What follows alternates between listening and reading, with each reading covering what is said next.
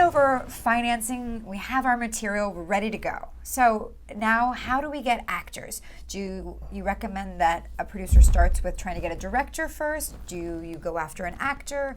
Do you go to an agency? What is the best plan of attack to get talent attached and to create what's called a package?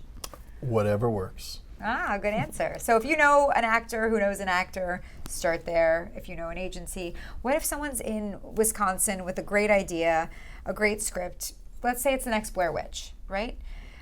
Should they just call CAA out of the blue? How can you get taken seriously? No, you should call Jason Blum out of the blue and tell him you got the next Blair Witch, or some other well-established producer whose phone call is going to be picked up when they call CAA. Right. And realize that, again, if this is what it takes to jumpstart the production, you can hold on to 100% ownership all you want, and it can just be a wish and a dream. Right.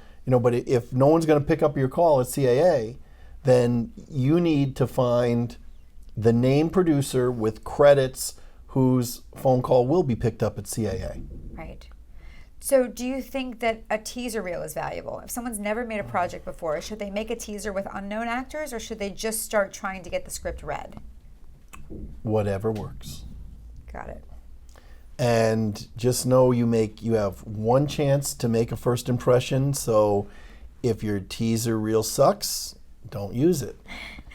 And let's say you do have your first actor attached. Somebody has actually said yes to your script. You have a director in place. Then what? How do we make sure that the actor is going to show up? Can we talk about money and escrow and how pay or play deals work and how contracts and deal memos work on a simple basis? When a contract starts with an offer and ends with an acceptance, and it sets forth what the material terms are in a bargain for exchange for that person to perform services for you. That sounds pretty easy. In this town, particularly with independent films, you want to have well documented the offer and the acceptance. Right. And I see a lot of mistakes be made where one of the two isn't fully documented. Would you say in writing an email is? Yeah, writing is great. Yeah, any type of evidence that as long as it's clearly recognized that this actor has agreed.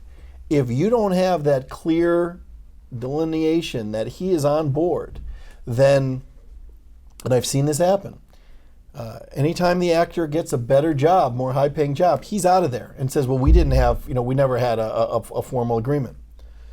By that same token, if someone becomes freed up that you was your first choice and you want, or you, for whatever other reason, you don't want this person, right, and you try and say, well, we don't have a deal, when perhaps you don't really have a deal, they'll be the first to scream, holy murder, and say, my guy needs to be paid. You have to pay him off if you're, if you're going to replace him.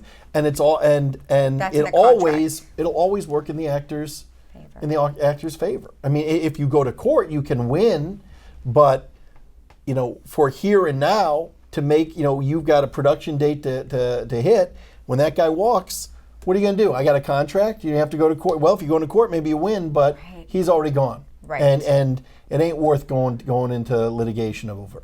If he says, no, you weren't supposed to replace me, they're going to put all sorts of problems in place there.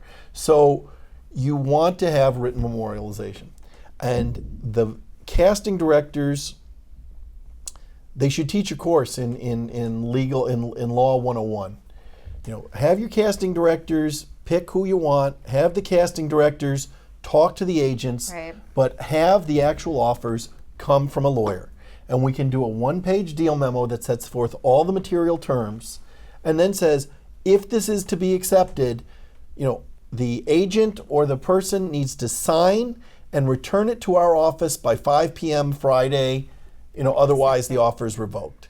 And timelines are always good, so you're not waiting indefinitely. Right. And if they don't sign it, if they come back and want to tweak it and all these things, then it's clear there is no acceptance. And you are free to play with somebody else if their deal terms are, if they're asking for more and coming back with more.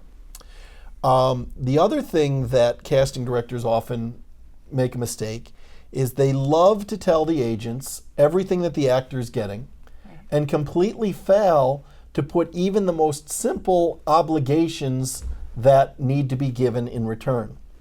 So they'll always say, this is the dates you're working, this is how much you're getting paid, this is your credit.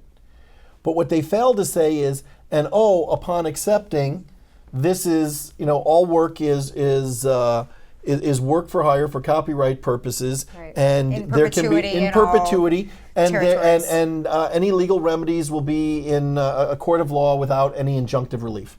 You can put that in one page. You can put that in 3 sentences at the end of the offer, and that gives. And then if we have that signed, if when we go to a long form, the actor becomes difficult and they never sign, and often you don't You get them still signed. have the short you form. still have the short form, and it has the most essential terms that the distributor wants.